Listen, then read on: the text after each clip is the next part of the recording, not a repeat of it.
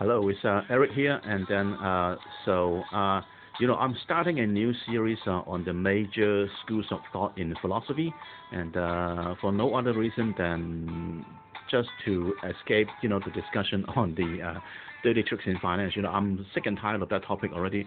But I mean, I'm not saying that I have completely abandoned that topic, but I just want to take a break. So we're gonna switch to some discussion on the major schools of thought in philosophy. And by the way, the background music you're hearing is a song called Yes Adios, and it's one of the tunes from Santana's super album called Supernatural from the mid 1990s. Yeah, it's absolutely one of my favorite songs from that album, and I'm using it as the background music. And then as I said, I'm going to start a new series on the major schools of thought in philosophy. And the reason why I'm doing that is because I think the major schools of thought in philosophy, I think they must be one of the biggest achievements for humanity.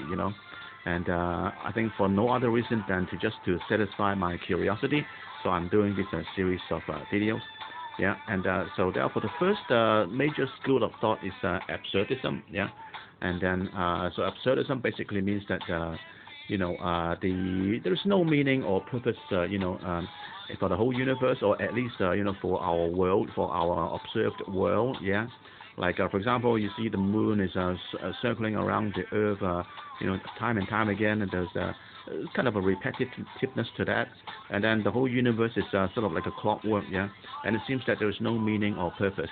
And even if you look at the animals, yeah, like birds and bees, and they keep reproducing. There seems to be no meaning or purpose to all that. And you may say that, well, reproduction is the purpose, to keep the germline going, yeah. But what is the end game here?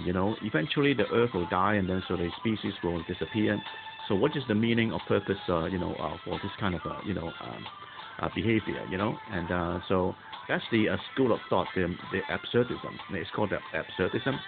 Basically, it means that it seems that there is no meaning or purpose for existence, in the universe, or at least in the observed world that we can observe. Yeah, and so therefore, people try to, humans try to find solution to solve this dilemma.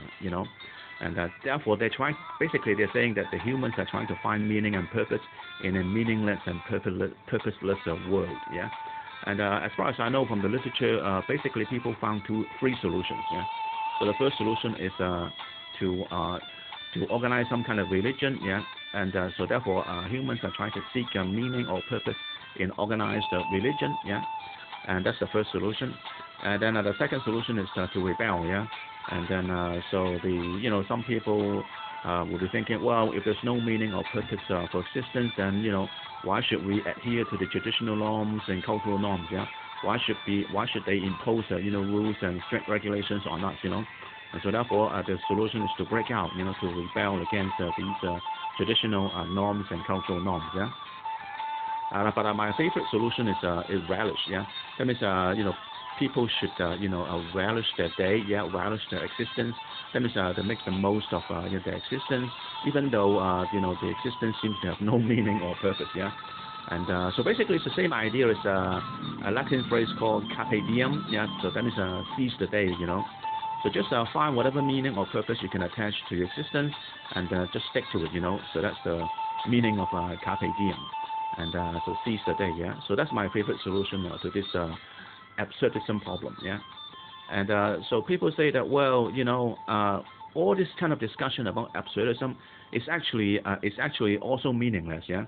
So it's I think they call it the metacognition. Yeah, metacognition. That means not just the universe that we can observe is meaningless or purposeless, and even our act, our act of trying to find meaning or purpose in the meaningless universe is also meaningless. That means all these high-level discussions are also meaningless. Yeah, and so that's a very interesting concept for absurdism.